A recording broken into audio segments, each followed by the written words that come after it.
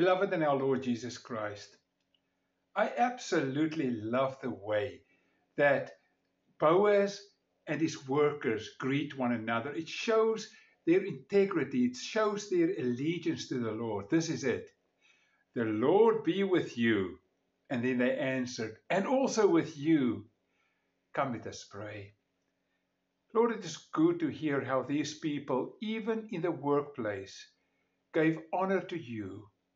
Help us, Lord. Teach us that wherever we go, we will honor you and people will know that we are Christians by the incredible way we treat them.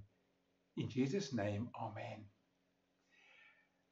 Last week, we stopped where Naomi was moaning and groaning about her faith. Moreover, she accused God. She said, "Call me Mara, because the Almighty has made my life very bitter." And then she also says, "The Lord," you will see that's capital letters, so that's Yahweh, the covenant name of our Lord. "The Lord has afflicted me. The Almighty has brought misfortune upon me." And then, "I went away full, but the Lord has brought me back empty." She did all of this while they went and they lived in a land that was strongly forbidden. They shouldn't go there. The Lord says, don't go there. And they went, and now they're angry. We already saw how the Lord provided multiple roads out of her problems. Firstly, we saw the benevolence of the people of Bethlehem towards her. We also see Ruth's faithfulness to her. And we see that in Bethlehem, there is again an abundance of food. So lots of ways out of that. But Naomi only sees these things and she goes into a pity party. Now we see that there are even more care coming from the Lord. We find Ruth experiencing God's incredible influence and grace upon her life. That is 122 to 210. Firstly, Naomi arrived in Bethlehem as the barley harvest was beginning. If they came any later, the harvest would have been over. Or if they came earlier, say in the spring or the summer, there would not have been any food for them. Also, we see in 2 verse 1, there was a rich and influential man named Boaz, who was a relative of Naomi's husband Elimelech. Long before they arrived, God already placed the right man at the right place at the right time in Bethlehem to give them grace.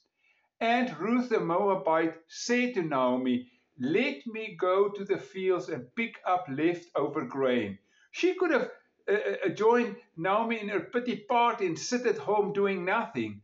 But she says, "Let me go to the fields and pick up the leftover grain behind anyone in whose eyes I find favor."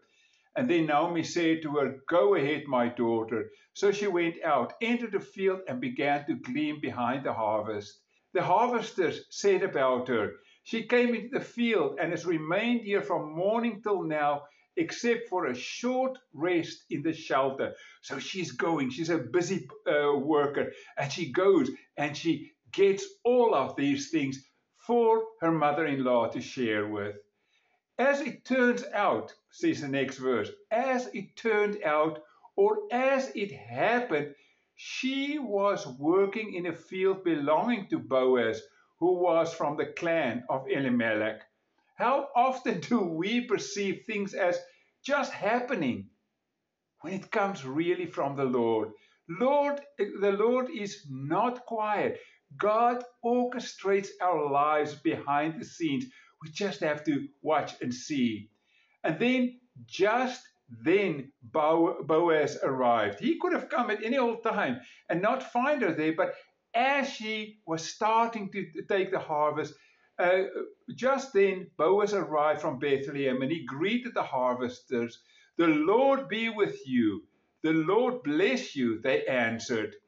The unusual labor practice speaks of the exceptional godliness of Boaz and his workers.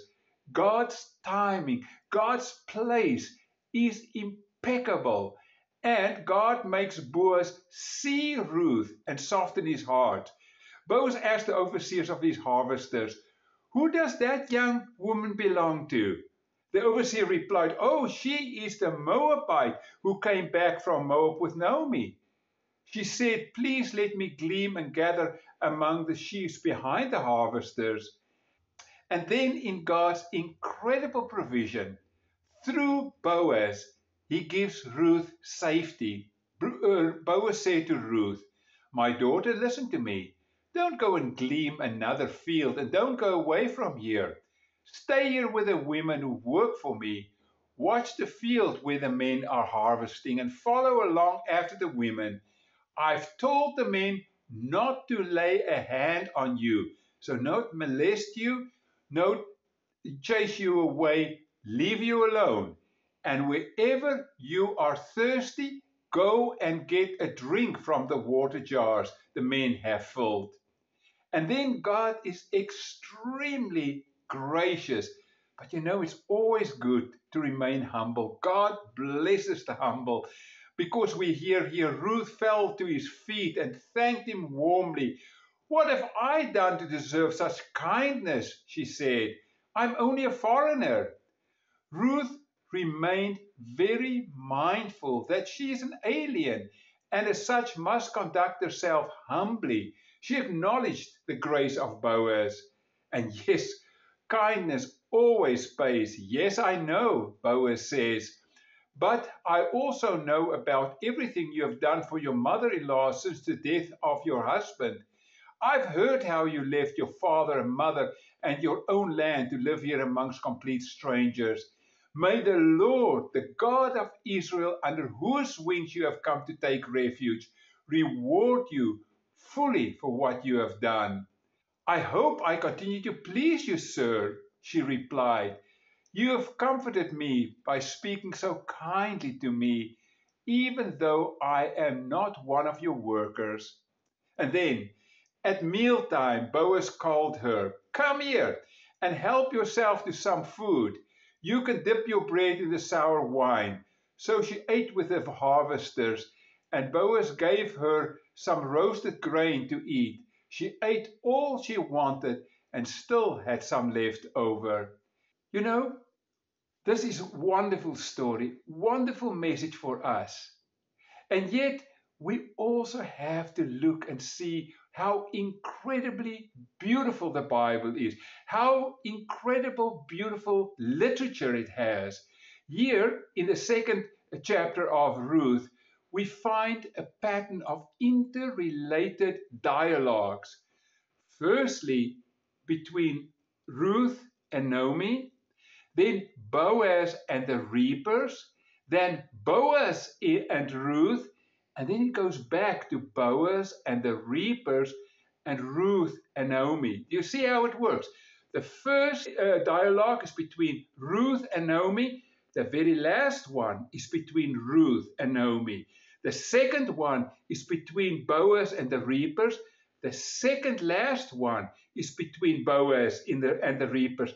And the center one is between Boaz and Ruth. What we have here is called a chiasm. It is like a Greek letter X. So, it comes to that point where it is the most important part. The emphasis of this chiasm is always on the central unit, the dialogue of Ruth and Boaz. This is the heart of this dialogue in this whole chapter. It may even be the key verse to the whole book of Ruth. And then, right in the center, we hear the words of Boaz. May the Lord, and that Lord is all in capital letters. That means it is Yahweh, the covenant Lord of Israel. May the Lord, the God of Israel, under whose wings you have come to take refuge, reward you fully for what you have done. And that is God's grace. Hold on, as God's grace is going to take flight. The contrast between Ruth, the Moabite's faith that embraces the Lord, and the moaning and groaning of Naomi cannot be bigger. But God, in His incredible faithfulness, brings both of them into His grace. And that's all for next time. Come, let us pray. Lord, thank you for your grace, that we can hold on to your incredible grace and find refuge in you. Lord, so often we feel as if the world goes us by, as if we have so many problems and we don't know how to solve it. And yet, Lord, if we just cast our eyes upon Jesus, look full in His wonderful face, we will experience like Ruth, a person from another culture that was totally hated by the Jews, that she found refuge with you, grace with you, and Lord, you care. I pray, Lord, that you will be with all our brothers and sisters around the world, somewhat being killed just because they love you. Some also are going through very difficult times. We know many people who are very seriously ill in our own area. We pray for them. Lord, thank you for your kindness. May your kingdom come. May your will be done. Amen. And now, friends, may the Lord, the God of Israel, under whose wings you have come to take refuge, reward you fully for what you are doing for Him.